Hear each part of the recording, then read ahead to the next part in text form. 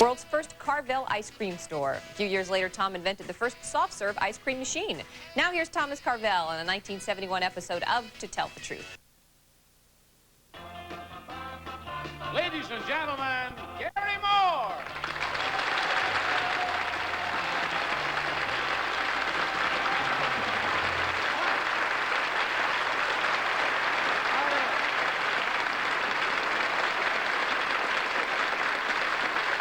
Thank you very much. And welcome to Fat City. Will you just look at here? All of the goodies that you see here, including this cake. This cake was especially designed for us, by the way, and all made out of ice cream. And our first guest today is the founder of a very yummy concern, and we'll meet him as soon as I attempt to serve a cone to each of our panelists here on To Tell the Truth.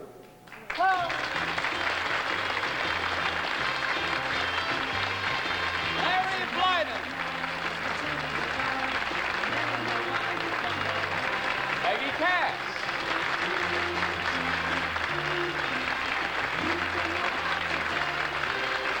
Bill Cullen.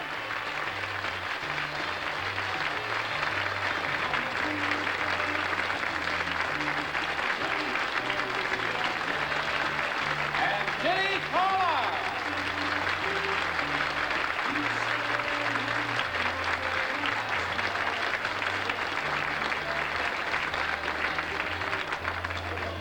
See, we're gonna have to...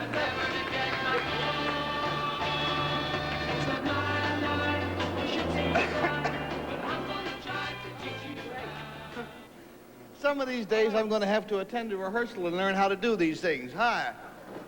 How are you, pal? Oh, very good. Now, listen, I don't want to go first today. I'm always go first on the food spots. Talk with your mouth full. It's all right. Let us meet our ice cream impresario.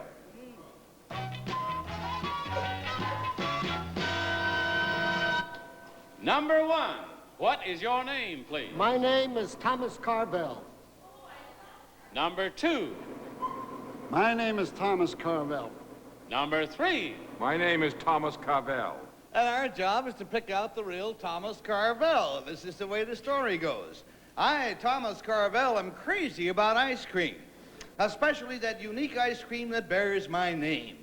In more than 500 family-owned stores around the country, our special mixture of milk, cream, and eggs is frozen in our special patented freezing machine, and out comes Carvel ice cream. It's been a long trail from the first Carvel store. The store itself was a homemade house trailer, and the location was a vacant lot where I parked the trailer after I got a flat tire. There is still a Carvel store on that spot today, dispensing such varied ice cream treats as fudge carvelogues, flying saucers, Lollapalooza, and Sunday sticks, as well as that perennial favorite, the ice cream cone. Signed, Thomas Carvel.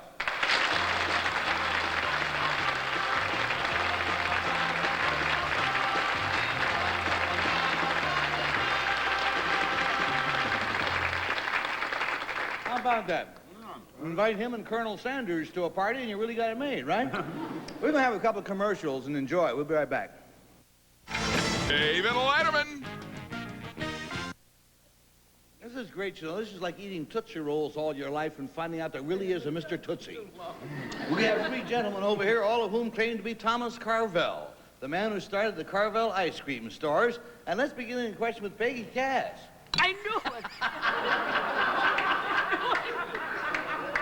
Every time there's a food spot, I no sooner get started than I have to do this thing. Sure, that's the way life goes, you know. However, if I didn't do this, I couldn't buy them.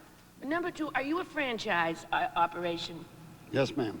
Now, number three, if I wanted to buy a Carvel franchise, which I really think I would love to have, how much would it cost me? Between $15,000 and $30,000. Thank you. Now, number one, in which town did your Carvel trailer first get parked? Where did you invent it? Bronx, New York City. Thank you. Number two, do you sell the people who have the franchise the ingredients and the machines? Yes, ma'am. Including the cream and the eggs and the everything? Yes, ma'am. Now, number three, why is your ice cream so nice and soft?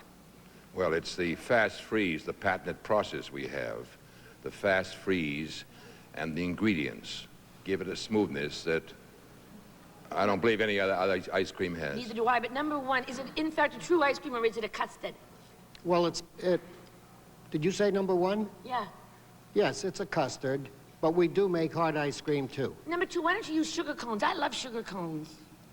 We have sugar cones, too. But they didn't give me a sugar cone. I know that. Rats.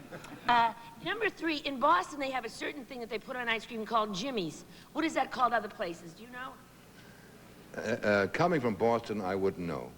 I thought you came from Boston. I thought they put codfish balls on the ice cream up Jimmy's there. is chocolate shot. Oh, okay. Bill Cullen? I come from Pittsburgh, and we call them Jimmy's. Oh, yeah? We have a lot in common, honey. Oh, well. Number 1, if I am to gather correctly, that machine we see back there that Garry used so effectively and efficiently to deliver our ice cream cones, number 1, is that machine complete unto itself? Does that do everything, mix it up and cool it and freeze it and everything? No, it doesn't make the mixture, but it does do everything else but make the mixture. We make the mixture, then insert it into the machine. Number 3, that machine there, there's one spout, but does more than one flavor possibly come out of that spout? Is that possible? Oh, yes. Oh, in other words, if I asked for something other than chocolate, which I wouldn't, I love chocolate, Garry could have adjusted something and the other would have come out? No, you'd have to run out the chocolate. You have to what, sir? Run out the chocolate. Oh, I see. In other words, if you wanted to have 3 flavors, you would need to have 3 machines side by side. Well, not necessarily. We have a machine with compartments in it for the bigger stores. Fine. Number 2, would you get us one? And from Bill, we're going to go to Kitty. Number 1, did you... What's the matter? Thank you, Garry. Little lady gulp. Did you discover this by serendipity? This great, marvelous thing? I mean, it was an accident? Or did you start out to invent it? No, it wasn't an accident. I started selling ice cream bricks at the Yankee Stadium during ball games back in 1932, and I always loved ice cream. And one day I got together with a refrigerator mechanic and invented the machine. Yeah, but number 2, who invented the mixture? Because this is not a true ice cream. The mixture is an all-fresh milk and cream product. Oh, well, number 3, are you a chef or a businessman? That's what I'm trying to find out. Are you a cook? Is that how you invented it? Not a cook, but I'm a pretty good businessman, I think. And you got somebody to invent this glorious concoction? Oh, no, that's not too difficult. Oh. If you study the sugar and that sort of thing, you can find out most anything if you want to study about I it. see. Number 2, do you sell the cones as well to the people that you franchise? Yes, ma'am. That you enfranchise? Yes, ma'am. Thank you, Kitty. Let's go down to Larry. Boy, Boy. sure is good. Number 1, I figure that as of now, with my 2 kids, I have already given you $15,000, a nickel at a time. Can I have a franchise? Yes, anyone with a family can have a franchise, but you must have a family. How do you get a franchise, really? Well, you get a franchise by writing into us, and we investigate you, and if we think you're the proper people to handle our products, we get in touch with you and have you come in for an interview. Okay, number 2, what is the closest Carvel to where we're sitting? 48th Street and Broadway. Okay, number 3, how do you serve this soft ice cream usually? In a cone? Cone or plastic or on cakes. Okay, number 1, do you have home dispensers like these, or do you project? No, we don't have any home dispensers. Terrific. Oh, yeah, it sure would, but that'd probably ruin all the franchises. Everybody'd be sitting home making them themselves. Number 2, what are the prices of the cones that you can get? Well, depending on the areas, 15 cents on up to 50 cents, depending on the size. There goes the bell, and there goes the questioning period. We must mark our ballots, and we decide, is it 1, or is it 2, or is it 3? We pay $50 for each wrong vote. We pay $500 if all the votes are incorrect. And Peggy, have you made up your mind? Yes. I think it's mean, not just because you don't have a family, not to be able to run a Carvel stand and bring happiness to people. I thought number 2 really was awfully good, but number 3 comes from Boston, and we have to stick together. All righty, we got a 3 for regional reasons. Let's go to Bill. I like number 3, but he said that you have to study sugar, and I know a lot about sugar, and I can't do this. Number 1 said he sold ice cream in Yankee Stadium in 1932. No That's way. too long ago. It couldn't be. So that leaves me with number 2. He's a nice man, and I might apply for a franchise. And he laughed. We've got a 2, we've got a 3, and we've got Kitty with a fork in her mouth. I tell you, that cone was divine. I like it better than this one here, the cake. It was absolutely marvelous. Sorry it's gone. I voted for number 3. 2 3s and a 2 and a Larry Blyden. I think that number 2 is responsible for much of the fat in my house. I voted for him not only because of his answers, but because there is a Carvel between 48th and 49th Street. And he knows that. And the other reason was that he always said, yes, ma'am. And it seems to me that somebody who's that family-oriented might just do that. And it's possible. The votes are all in. Will the real Thomas Carvel please stand up? In the middle.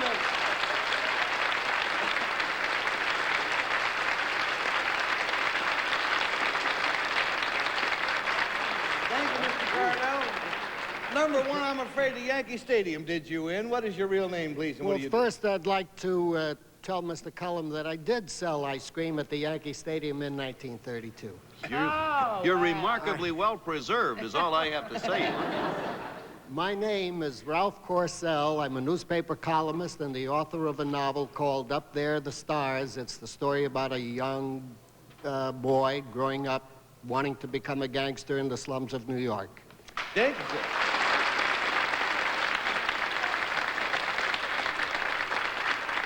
Number 2 with 2 big votes. What is your real name and what do you do?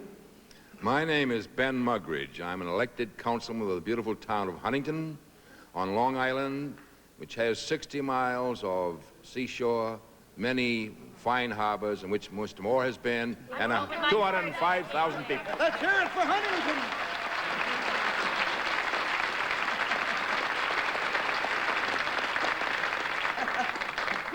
Remind me never to ask you that question again. Now, Mr. Thomas Carvel, sir, once you have sold a franchise to a family to operate, who is responsible for the success? Can you save a bad one from going bad, or? Well, we try to screen our people, basically. I think the reference to family is if you have a family, it's an excellent franchise because it keeps the kids in the business and teaches them something. And while I take the credit here, I think the credit really belongs to the store owners who are out there who are Mr. Carvel in their area, because without them, I wouldn't be here. Well, we're all glad you are here, as well as your imposters, and thank you very much on behalf to Tell the Truth. Thank you.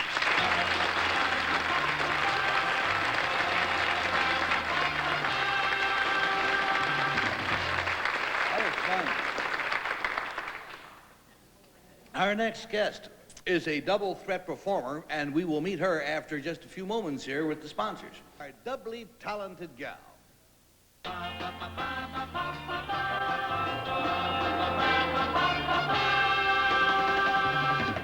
Number 1, what is your name, please? My name is Jennifer O'Neill. Number 2. My name is Jennifer O'Neill. Number 3. My name is Jennifer O'Neill. Only one of them is really Jennifer O'Neill. You make up your judgment. Here's the story. I, Jennifer O'Neill, am a horsewoman. Recently, I have shown my new thoroughbred hunter in 3 shows and was champion in my division at all 3.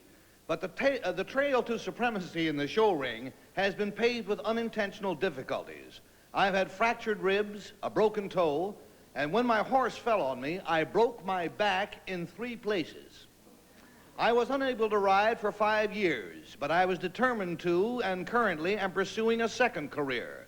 I have a role in the new motion picture, Summer of '42, and I was the ingenue in the celebrated John Wayne film, Rio Lobo, where I triggered the gun battle that caused the demise of the gangling greenhorn gunslinger, George Plimpton. Signed, Jennifer O'Neill.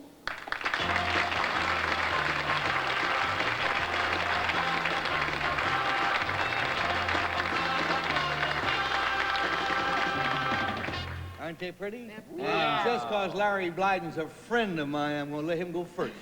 Boy, if I could just get my teeth to tighten up in the gums now, I'll go on. What a panel full of goodies over there. Saints preserve us. Well, you're all lovely, whichever one of you is or isn't. Now, listen, number 1. If somebody said to you the word spavin, what would it mean to you? A bog spavin is a runner can also get it. It's on the front leg of a horse, and it's caused from working out hard on a hard surface. Okay, number 2, what is an Appaloosa? It's a white horse with black spots. Okay, number 3, recently horses were dying upstate in California. Do you know of what they were dying? No, I really don't. Number 2, do you happen to know? No. Okay, number 1, what's the difference between a 3-gated horse and a 5-gated horse besides 2 gates? Essentially, it's the gates. A 5-gated horse has a broken tail. He has a higher step. He's essentially a southern horse. Okay, number 2, what is the expression single? And from Larry, we go to Peggy. Number 1, what do you mean he's got a broken tail? Do they break his tail? Yes, they break his tail and they bind it up so that it goes like this. That's a rotten thing to do. It is a rotten thing to do. But number 3, is that a Tennessee walking horse have a broken tail? A Tennessee Walker, yes. Uh-huh. Number 2, is anybody else in your family accident prone? My mother broke her back. Your mother broke her back. It runs in your family like freckles. That's terrible.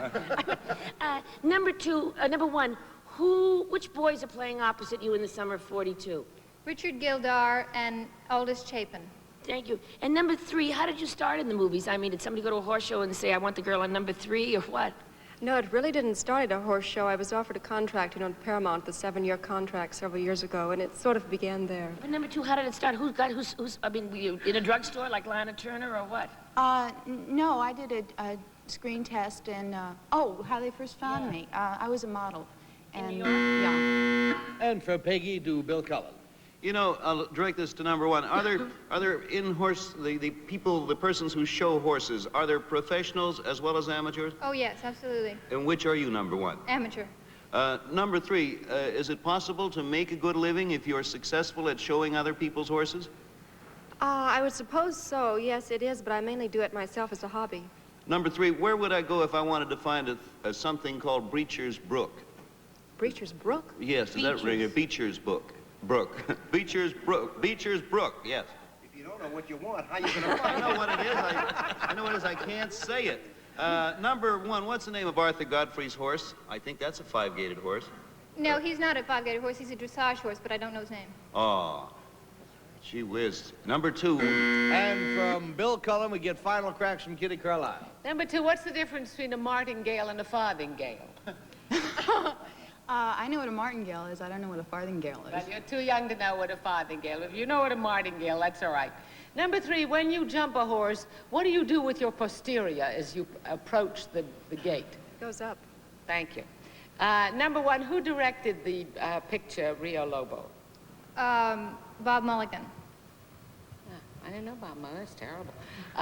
Number 2, how did you manage to get back on a horse after these terrible back accidents?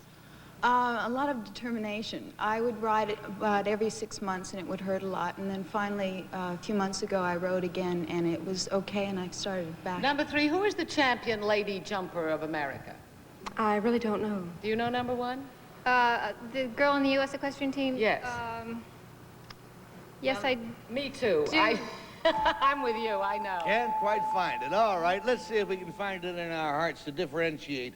We must decide, is it 1, or is it number 2, or is it number 3? The usual penalties apply. Larry Blyden, have you made up your mind? Yeah, I have. It wasn't easy to do either because number 1 was smashing. There were no wrong answers at all that I could think of, except that number 2, to me, looks like somebody that would be in a John Wayne movie. So I voted for number 2.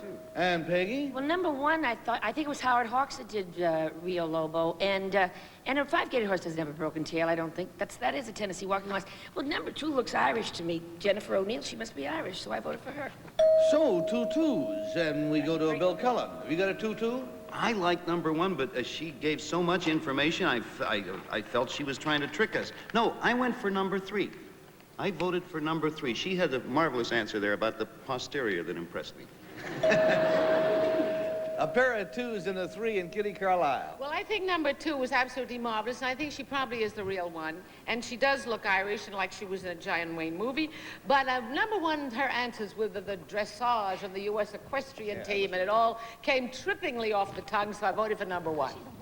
We are spread all across the board, so let's find out will the real Jennifer O'Neill please stand up. There you go.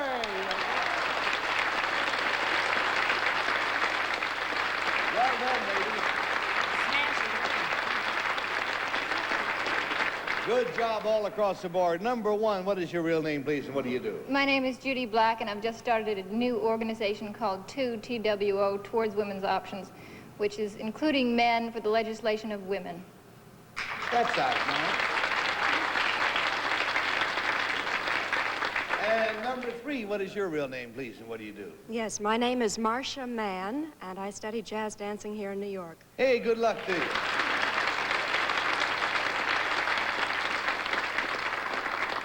Jennifer, if the final question comes now as to whether you must be a professional actress or a professional horsewoman, what choice would you take? Which would you make? I would have to act to afford the horses, I think, so it's a mixture at the moment. Yeah, that is an expensive deal, isn't it? Very, yeah. Well, congratulations on your courage, and glad you're well again. Thank you And thank very you, much. ladies, also for being with us, young ladies, for being with us on To Tell the Truth.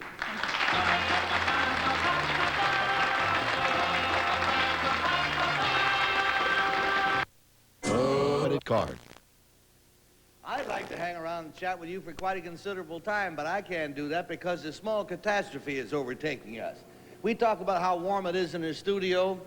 Look at that cake. Look what's happened to it just since it started. That's the saddest looking thing I ever saw in my life. And if it gets to melt much more, we ain't gonna get none. So you go get your own, and we'll see you tomorrow. In addition to the cash awards, our central characters today will receive the Samsonite Classic attaché case featuring color-coordinated portfolio and exterior, strong magnesium frames, and stain-resistant cover from Samsonite. Transportation and other considerations provided by Chevrolet, featuring the new Nova, the not-too-big, not-too-small Chevrolet. Easy to park, economical, great on the highway, room for 5 or 6 adults. Nova, a great Chevrolet value. Prizes or product mentioned were furnished and or paid for by the manufacturers or supplier of the products or services identified on this program. This is Johnny Olson speaking for To Tell the Truth, a Mark Goodson, Bill Todman production.